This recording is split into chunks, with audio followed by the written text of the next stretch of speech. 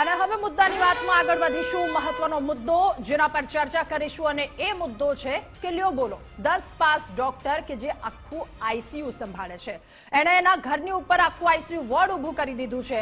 આટલું જ નહીં, ત્યાં દર્દીઓ આવતા તેની પાસેથી 200 થી 300 રૂપિયા કન્સલ્ટિંગ ચાર્જ આ વ્યક્તિ લેતો, માત્ર 10 પાસ વ્યક્તિ આટલો ચાર્જ લેતો, સાથે ગાયનેક પણ બની ગયો હતો। આ 10 પાસ પાટણની જે ઘટના છે તેમાં ખ્યાતિ હોસ્પિટલ જેવું જ કંઈક નજીકનું લાગી રહ્યું છે ને, કારણ કે 10 પાસ ડોક્ટર કેવી રીતે બની શકે?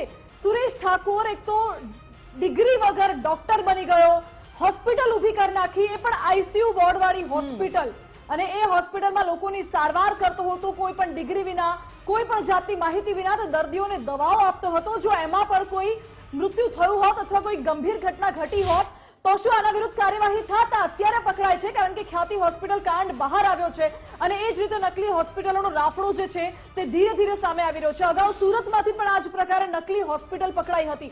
રાધા, સુરતવાળી ઘટનામાં તો નવાઈની વાત એ હતી કે ખુદ જેસીબી એ હોસ્પિટલના ઓપનિંગ સેરેમનીમાં ગયા હતા, જે હોસ્પિટલ પાસે ન તો બીયુ પરમિશન હતી, ન ફાયર એનઓસી હતી, ન કોઈ જાતની પરમિશન હતી, અને જે ડોક્ટર્સ હતા એ ડોક્ટર્સ પણ નકલી હતા। નકલી ડોક્ટરોને કોણ છાવરી રહ્યું છે?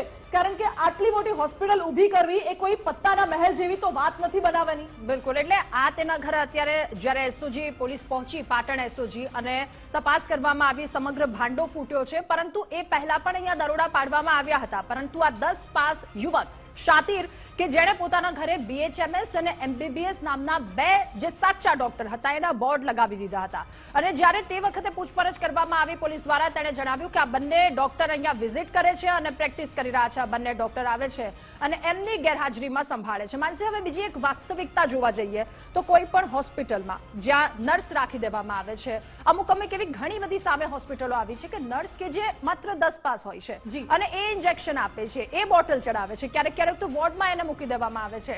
એટલે આ એક શરમજનક વાત કહેવાય। અને આ વ્યક્તિ કે જેની પાસેથી 13,98,000 જેટલો મુદ્દામાલ જપ્ત કરવામાં આવ્યો છે, આઈસીયુના એ તમામ સાધનો, બધી જ વસ્તુ જપ્ત કરવામાં આવી છે। એના ઘર પર આખું એક આઈસીયુ બનાવી દેવામાં આવ્યું। લોકો ત્યાં જાય છે અને બોર્ડ જુએ છે બીએચએમએસ એમબીબીએસ ડોક્ટરના, એટલે લોકો પણ છેતરાવાના છે, સ્વાભાવિક છે। શરમજનક બાબત તો અહીં એ પણ છે કે નકલી ડોક્ટર, નકલી હોસ્પિટલ, નકલી આઈસીયુ વોર્ડની સાથે સાથે શું આ શખ્સ સુરેશ ઠાકોર જે પોતાને ડોક્ટર કહેતો હતો એ બાળ તસ્કરી સાથે પણ જોડાયેલો છે? કારણ કે આ શખ્સે 1,20,000 રૂપિયામાં એક બાળકને વેચ્યું હતું અને બાળકને દત્તક ખરીદનાર વ્યક્તિને બાળક ખરીદ્યા પછી જાણવા મળ્યું કે આ બાળક તો સતત બીમાર રહે છે, નાદુરસ્ત છે, જેથી ત્યાં ડોક્ટરને બાળક પરત આપવા ગયું।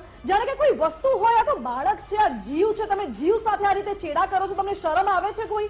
આ નાનકડું બાળક છે, માસૂમ બાળક, એની શું ભૂલ, એનો શું વાંક? એને તમે આમથી આમ ફૂટબોલની જેમ રમો છો, વેચો છો રૂપિયામાં।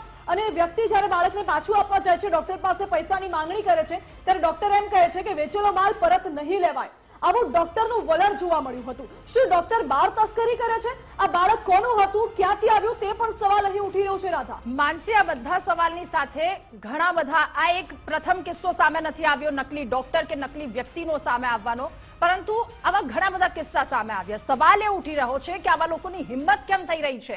એક કિસ્સો સામે આવ્યો, એના પર કડક પગલા લઈ લીધા, તો પછી બીજા વ્યક્તિના હાથ પગ કાપવા જોઈએ કે આવી હિંમત ન કરવી જોઈએ? જે પણ આવા મોટા મોટા આઈસીયુ બનાવી દીધા છે બંધ કરી દેવા જોઈએ, પરંતુ એવી કોઈની હિંમત જ નથી થતી। બધા સરેઆમ કરી રહ્યા છે, નકલી ડોક્ટર, નકલી પોલીસ, નકલી જજ। જી, આ કેસમાં તો એવું જ શક્ય હવે બની શકે કે હવે જેટલા ડોક્ટરો છે કે જેટલી હોસ્પિટલો છે તેઓ તેમની હોસ્પિટલોમાં અને તેમના ક્લિનિકમાં એવા બોર્ડ લગાવી દે કે અમારી પાસે આ ડિગ્રી છે, અમારી પાસે આ પરમિશન છે, તો જ કદાચ આ જે નકલીનો રાફડો ફાટ્યો છે તેઓ બંધ થશે, અટકશે અને અસલી નકલીનો ભેદ દર્દીઓ સમજી શકશે। કારણ કે વાસ્તવિકતા એવી થાય છે કે નકલી ડોક્ટરોના કારણે જે અસલી ડોક્ટરો છે તેમનું પણ નામ ખરાબ થાય છે અને લોકો વિશ્વાસ કરતા પણ હવે બીએ છે। માનસી, આ જે સુરેશ ઠાકોર નામનો જે વ્યક્તિ છે, માત્ર 10 પાસ, પાટણમાં આખી આવી રીતે હોસ્પિટલ ચલાવે છે, આઈસીયુ તેના દ્વારા બનાવી લેવામાં આવ્યું છે, એ 200 થી 300 જેટલી ફી લેતો તો અત્યારના સમયમાં કન્સલ્ટિંગ ચાર્જ એક સામાન્ય કહી શકાય, એટલે ત્યાં લોકોનો ઘસારો પણ વધારે હશે।